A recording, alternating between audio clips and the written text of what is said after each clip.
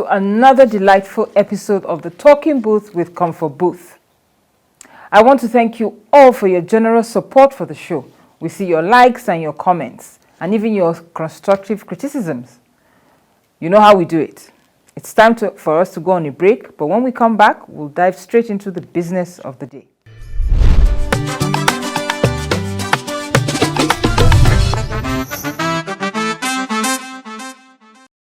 Every single day in Nigeria, there are several cases of rape that make their way to social media. This perversion is becoming horrifying by the minute.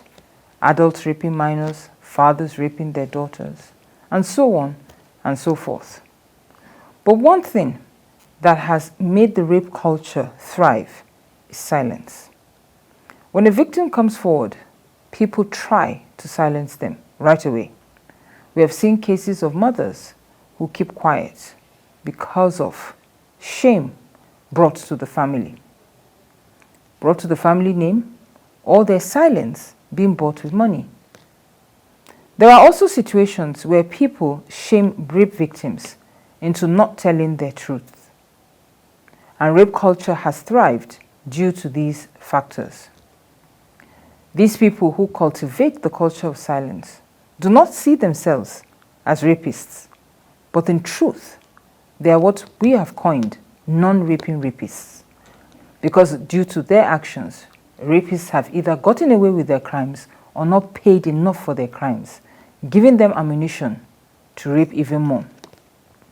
It is time to start this conversation and highlight these non-raping rapists and advocate for severe punishments against them.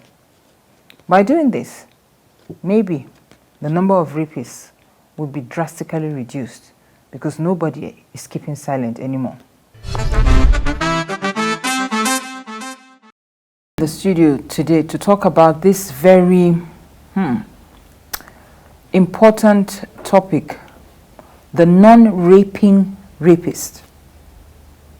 It's going to be a roller coaster of emotions, but we need to start having the conversation. And the two people that will help start this conversation are Raji and Dr. Grace. Thank you so much for agreeing to have this difficult conversation. But I think it's important that we have it, and you guys agreed that it is important, and that is why we are here. So diving right into it, I've had the conversation with you, so I'll start with Raji. When you heard the topic non-raping rapist, what emotion did you connect with that made you decide, I need to have this, I need to be here to have this conversation? All right, thank you. Basically, looking at the meaning and everything that surrounds this kind of people, it's more frustrating than even the rapist. Because they used to be the people that the victim is supposed to confide in. Thank you. Imagine seeing my mom, my aunt, my sister, or someone as somebody I'm supposed to run to in the times of danger. And they are now the one that will tell me, keep quiet. Don't let anybody hear about it. Shut up. You must not say it. You want to destroy me. You want to bring, It's worse than the rapist. And why I decided that this was an important topic for us to talk about is because we often, as you said, focus only on the perpetrator. And the circle of rape continues because people are not speaking up. We often vilify the victim and say, but you didn't speak up. But the victim will say, but I did. Several times. I told Wani, and I was told, shh. What I found interesting with your contribution was you named only the females. She said mother, the aunties, the sisters. So before I ask why not a guy, it means that women are supposed to be the first line of defense, the women in that victim's life. And we are presupposing here that women or females are the only ones that get raped. They're not, but they're the ones that we have a higher percentage of. Reported percentage. Reported percentage. Now, the way since you've underlined it, doctor, please can you tell me why you underlined that? Okay. I think before I talk about that, we need to talk about the rape culture. Don't mind me. I'm a lecturer, we talk a lot. I'll try to compress it. Thank you. When we talk about the rape culture, we're talking about how people see the whole rape concept as normal. How Doctor, it is something as normal. Yes, no, I'm coming. All right, go on. It is seen like something that happens, and it is seen as something that you should be punished for. So there are a whole set of norms and institutions guiding the whole rape concept and the whole rape experience. That's where the rape culture comes in. So there are a lot of things that go along with it. Like it is known that when you are raped, you should keep quiet. It is known that it is your responsibility for being raped. It is known that it's your responsibility to prevent being raped. And therefore, the perpetrator doesn't get punished, but you that gets raped gets punished. Correct. We have to hide this so that our family name is not stained, because you are spoiled. So this is the culture surrounding it, and this is why it is not so easy to track it. It's not so easy to know how many times and where it's happening and all of that. Nobody wants to talk about it. But you see, even though the rape culture was more or less, I don't like blaming patriarchy, but it was more or less entrenched by patriarchal rules and structures. Well, that was right? part of, yes, that is a major part of it. Yes, but it is now backfiring because of the rape culture, men cannot talk about when they are raped. Because it is like you are a man who is going to rape you. How can you come out and say you were raped?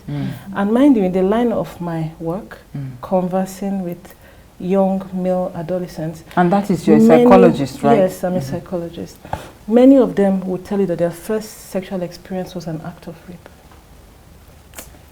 by somebody close. They don't like to say it, but that is what we get feedback on a one-to-one basis. Now, when you ask what is rape, because even the definition of the concept would now define what you would say is rape to me and what is rape to you. But generally, yes, we would say rape is a form of sexual assault.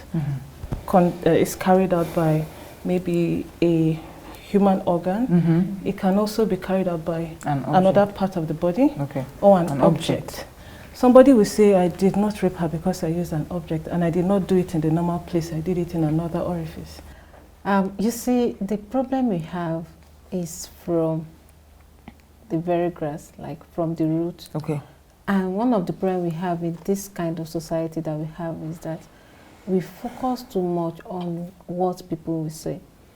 I'm a fan of believing that society has a lot of impact to make on people, because the moment you are not being guided by God, culture, society, your religion or something, you become an animal. That's the truth. You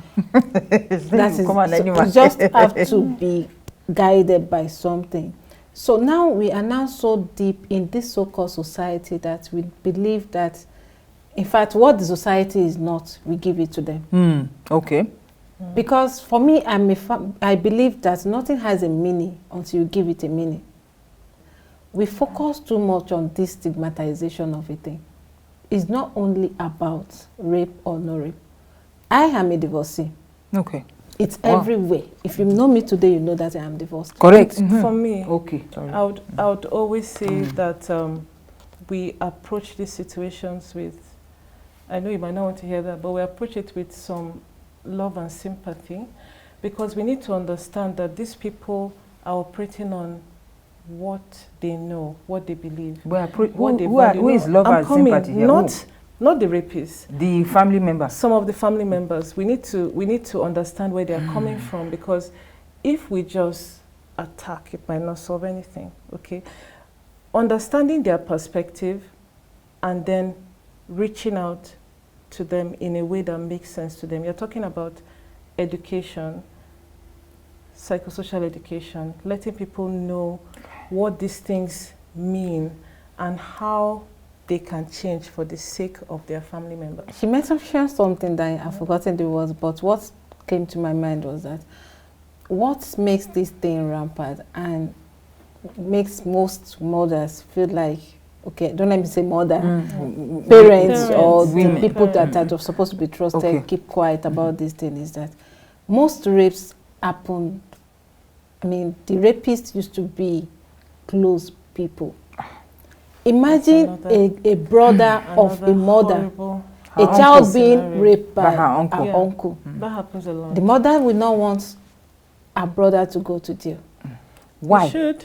Thank you. That is the problem. It's a crime. If it's somebody else that did it, the mother will say that that man should be caught. They attach emotion to things, and that is where things. I remember when I was married, then I stayed in the north.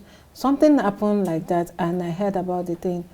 It was a rumor. We didn't call. The boy was not caught red-handed, but I learned about it. Then I called the guy. I was like, They say you are doing this thing, but don't do it to a level that's A level, come on. My sister. Like, stop it. They say you are not doing it, right? Stop it. They said they caught you, but you are still denying. Okay. Don't even continue, because the moment I hear about it, I don't want to mind if it's my child or not. Myself, single-handedly, I will send it to them. That is why I like this. Was it an actress? I can't remember her name now. The actress that put the CCTV camera in her house and caught the actor. You know how that woman was vilified?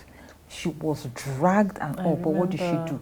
She stood on it. Something like that. She stood on it and made sure. That's what I'm saying. This is the society. We need to have more of that happening. It shocked me that the society, you want to ruin his career. Everybody was fighting her. Yes, now. Everybody was and fighting all of a sudden, you want to ruin his career. Why did you? That is where emotion. And that was attach emotions to unnecessary things. Why did you? The crime has been committed. Let's face that one. It now became an issue of why did you? But she stood her ground, and I'm happy that the law took its course. It's because our parents had a different outlook to it. I remember my mom, right from when you were a child, because we were chubby babies, right? So my mom, right from when we were children, if anybody touches you, what do? You scream. Then you run home and you tell me. Exactly. Then I will come and I will destroy them. You know. So we had that confidence that you know. So if she did not give us that confidence, we would have. The first time somebody tried to touch me, I was 5.5. I just entered primary 1. We were the first ones, and the man saw chubbiness. My primary 1 teacher. Your primary 1 teacher? Yeah. So immediately he tried it. What did I do? I screamed and I ran home and I told my mother. Nice one. In that order. Yes, that's the instruction. You scream, you run home, you tell your mother. So I imagine so many people did not have that confidence. They did not have that advice. And if they were touched, the mother would say, hey, don't tell anybody. That man can lose his job. But then they will say you are the one that tempted him to sin. And so you are the demon child that we have to take for prayer, for casting and binding. And you know what is interesting is that most women have had this experience at some point in their life. You know, so, I was telling you about that one that there is all the women around and say, keep quiet. What happened? I need to tell. No. I'm not talking about that one. And you said that they were blaming you. That why did you? Please. Now why did I embarrass the man? I said I was in a taxi and the man was trying to touch me in the taxi. You know how taxis can be so close. Way back when I was traveling by vehicle, and I was trying to touch me, and I pushed his hand. I pushed his hand. You know. Then I said, "Oh God, what is your problem?" That's all she said. What's your problem? You will stop touching me. I do not like it. I do not want it. When someone is dodging at the back of a finger, we like that kind of mentality. You know this is not right, but you just want to create excuse for those things. Like, okay, one of my daughter, right? She came home one day and was like, she went to meet the owner of the school at a time that one of her teacher, anytime they go for prep, because she is in a boarding school, that would just be touching them. And she like touching, because it's a place where you are not even supposed. There are girls, you are not supposed to touch them. What are you touching her for? Let them sit. Then they do early morning recitation, and according to her, the person was trying to touch, and she told every other girls there that let's report. They refused. They were like they don't want to, and she carried herself, went to meet the owner of the school, and she reported. Then the next thing. And, she saw the man and she said the same thing. You know, they wanted to confirm whether it's true. Then she was like, the next thing, people were now blaming her that they will sack the man, they will do this, they will do that. I don't get it. Honestly, I really don't get it. So that, because this is what I've been, since when she was 2. Don't allow anyone to touch you. Yes. In fact, she know the name. Yeah, now the same thing with my daughter. My mother wanted to teach her the Hausa way, because the Hausa way, they will say Rufema Senki. Yes. That means cover private part. No, but the masa is, the name of the private part is masa. I said, no, mommy, masa is the food. Yes. This girl's masa in English is vagina. Let her know it. Desexualize these body parts, but teach them the importance of privacy, so that when something is not right, they are quick on the mark to connect that this is not right and that this is going on. So I did the same. As a mother, your child come to you and she got pregnant out of wedlock. It's not a big deal.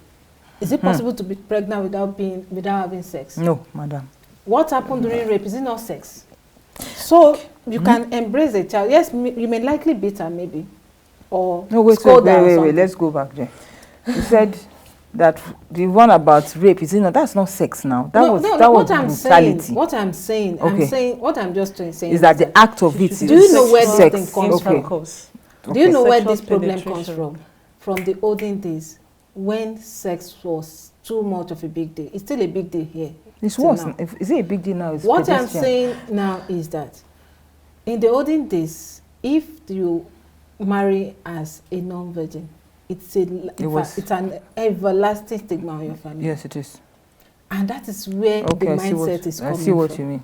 And so it's a girl that gets my own child raped. has had sex before marriage. Okay. From there, the rape issue comes. So it's again a girl that has brought this. It's not even about the act, the wicked act. It's about the fact that my child is no more a virgin and is now known to the whole world that this girl has tasted something that should have been, you should be in a different world. So the act of this thing is not their problem, but what the aftermath of it, what happened, what later happened. That's so terrible. Yes, now that's so terrible. Yes. So staying on this topic of the men, the boys, I like the point you touched on about, men now, well, they're not coming out, but they're having the conversations about their first, especially their first sexual experiences. I can remember that in those days, it was something that I just really liked to listen to. Oh, what was your first sexual experience? I'm a female, I'm not supposed to have a sexual experience. So, well, you are a man, they say you can, or a boy, you can have sexual experience. So, what's your first one? Yes, that's right. So, that was the mindset. So, I would ask. And they would tell you things like, oh, it was the nanny, it was the cousin, it was an aunt, it was aunt. They would even call the aunt's name and all. Oh, how old were you? And you hear them tell you they were 9, they were 10. Some very, but then we didn't think of it like that. We'd be saying, wow, you mean since that time? Now what for you? Then we'll be laughing. I'm sure it was rape. Yes. We didn't get it. We didn't get it. Seduce them. Yes. They did not consent. They did not necessarily understand. And it is like, I cannot even tell anybody and make it sound weird. I will make it sound like an achievement. That was exactly even when you are traumatized by what happened to you. Very true. So, very, very true. So, but men are beginning to, I don't know what's happening, but men are beginning to go back there and say, I wish this didn't happen to me. I wish somebody protected me. I wish I could talk to someone. So that's one. So these are boys that have become men and are traumatized. But because they are men, they can't really come out, Abi? Yeah. Then now you have the other side. So they're men that have become traumatized. Who do they talk to? So now you have the boys. So we are even saying the girls run to the females. Boys that are raped now, who do they go to? They can't talk to anybody. That's the terrible part. More reason, even the guys. Who do they go to? More reason about this issue of the guys on it. For boys, as time goes on, even though addiction may set in, because that's when you see a child of 16, 20 cannot even stay. Something that he has been doing at the early stage of his life. He might not really see it as pain at the time because he sees it more as enjoyment. Why the female issue is being brutal is the force and the pains that come. You're talking of enjoyment. Did you not hear of the man that divorced his wife, that she was being raped and she moaned? Yes. That why would she be enjoying rape. A thief came into the house and was raping her, and that she was enjoying it too much that she was even making sounds for the rapist. Just the male mind that she was divorced on the spot. We are mature. Enjoyment. This is something your mind is not prepared for. It was forcefully. Yes, but a lot of men will not look at it like that. That's what she said. They divorced them. Of course. So what I'm just trying to say is that what makes female own more painful is the pain that is attached to the force. In the case of men's own, it might be they may even grow up to see it it's more beyond as the pain. enjoyment. That physical pain is only indicative of a mental pain.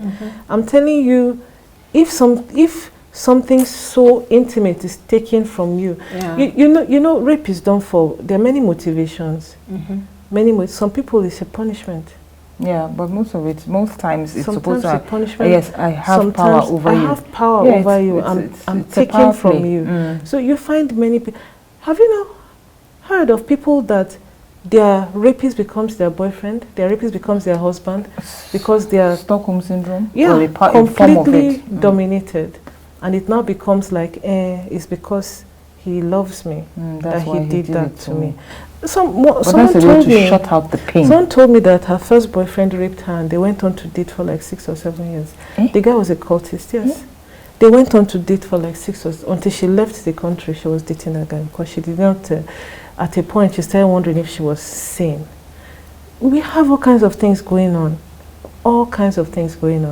and for me, everything I try to make it as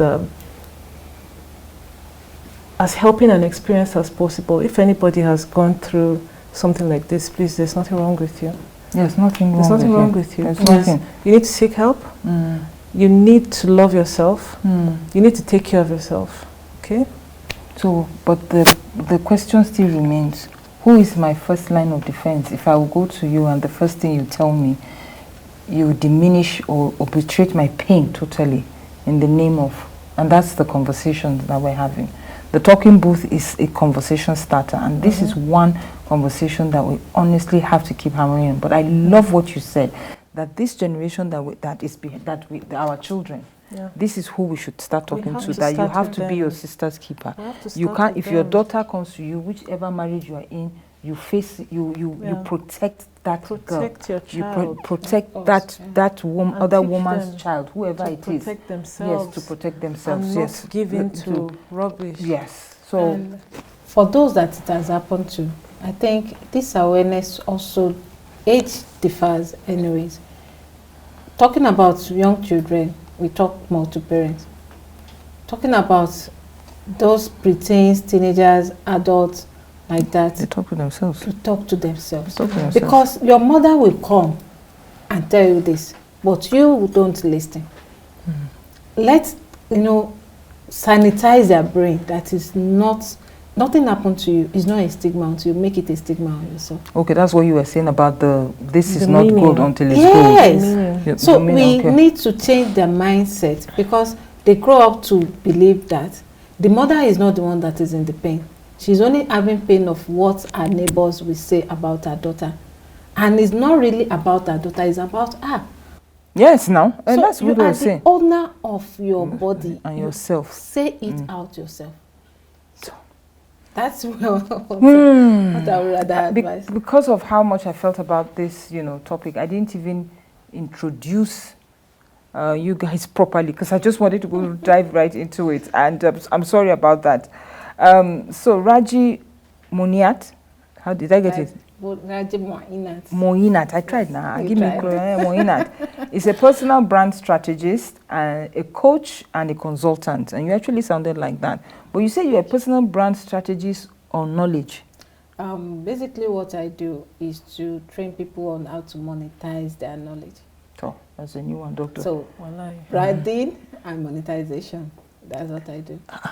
Please, so like this knowledge, which knowledge can we monetize? Yeah. Every individual has a goal in them. Okay. And we are in the world of, when you want to start business, the next thing you are looking for is capital. Calling your uncle, calling your this, calling your that. But if you look deep into you, you have this gem in you. Whatever your area of expertise, it could even be your experience.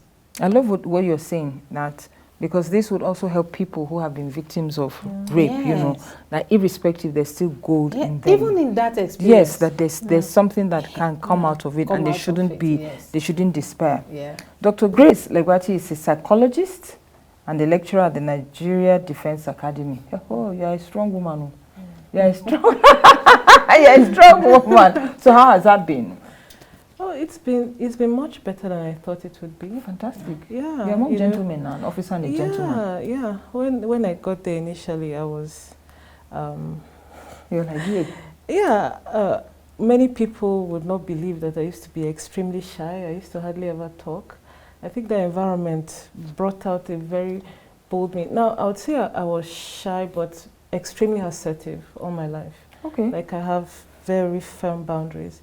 So that, that's a product of your upbringing. Oh, yes. Yeah, that's a product of your upbringing. I will give it to my parents any day. Like, you can ask any question, you will get an answer. And what you've said is what I want us to also leave, you know, the audience with. You see what you said? You were shy, but you were assertive. And that's because your mom backed you. Oh, Have you met home, an Ibira woman before? The home should It's not a joke. The home should be your bulwark. Yeah. You should know that no matter how bad you have been at home, you should come home, you will even get scolded and dealt with, but they will support you and do what is right. You know, there's something they used to tell us as children. They would say that you can be afraid but never lie. And if you are afraid and you can't tell the truth, you should turn your back and say it. Oh, thank you. I'll turn your back and say it. The worst they'll do is knock your head and you're walking. Nice one. So your last thoughts. Your last thoughts. Yeah, for me, I would say yes. Life happens to us all, and there is no escaping it. There's nobody that will not have challenges. We'll have it in different ways. It's what we do with it that matters. It's what we do after the experience that matters. So please, we should treat ourselves with love, with care. Don't judge yourself so much. I did not say we should not have personal standards. And treat ourselves with respect. It's how we treat ourselves, others will treat us. So, and please, if you have any issues, seek help. There's no weakness. They're seeking help, and the people are saying, shh. Yes. Those are the people I want you to address. Yes, seek help. And please, our mothers, our aunties, our grandmothers, our support system, your support system, we need you. We need you. Yeah, what keeps us sane? Yeah, what keeps us alive? If people come to you, please be there for them. Help them. Take them to the hospital and nurture them. Thank you. Thank you very much. Physical and psychological health. Thank you very much. IG, please, what are your last thoughts? All right. What I will say is that, yes, we are appealing to parents to stop this, right? But what if they don't stop? And this get back to the victims. If it happens to you, firstly, it's not like it's the end of the world. Yeah. And it is not a stigma until you call it a stigma. Don't stigmatize yourself in your mind. Okay. First. And secondly, when God mentioned help, help wasn't a zonal thing. He didn't mention it that your help can only come from your home, can come from your house, can come from your siblings. No. He just said help. It can come from help can come from anybody. Okay. If these people are not available, talk to somebody else. Remember, the moment you are not stigmatizing yourself, you'll feel comfortable saying it to outsider. The world is now, in fact, the whole world is on my laptop or my Android or something. Go there, look for someone you can see as a role model, vomit it out to them. Say it. You have a lot of psychologists online, counselors, coaches, and all. Talk to one of them. The world is not that wicked. Really? Yes. The world is not that wicked. Sister, wait. Let me go and come back. Then we'll take this one up. So, we'll be right back after this break. Thank you for staying with us. And my last thoughts, I mean, I don't know the love and care that Auntie Doctor is referring to. But mothers especially, you are the ones that, you know, are the doorkeepers, the gatekeepers. And we need to wake up to our responsibility, not just mothers, women. And I love what, still Doctor said. We need to start teaching our children how to look out for each other and how not to be part of the non-raping rapists when they grow older. So this conversation has started. There's still a lot of angles that we're looking at. The issue of should the non-raping rapist too get 14 years? And my answer is a resounding yes. And the issue of the boys, who are they going to tell? Where do they go to for their own support? So there's so many branches to this conversation. Please don't forget, let's continue this conversation offline. Now, I just want to say a huge thank you to my guests here in the studio. It was really, really wonderful listening to your, points of view, and I'm sure people have learned from it. And thank you for your closing thoughts. But I'm a Nigerian, and there's no way that you come to the house, will not, welcome you properly, and when you're going, we'll give you a small gift. So I have a small gift for you, and I hope you like it, Doctor. Oh, I'm using side Aisha. Looking at you, so we should be loving them, have you? So with love. This is for you. And this is for you. I'm coming to you for that, Menini, converting knowledge to money. This is for you. And if you flip it, it says, I was here. Yeah.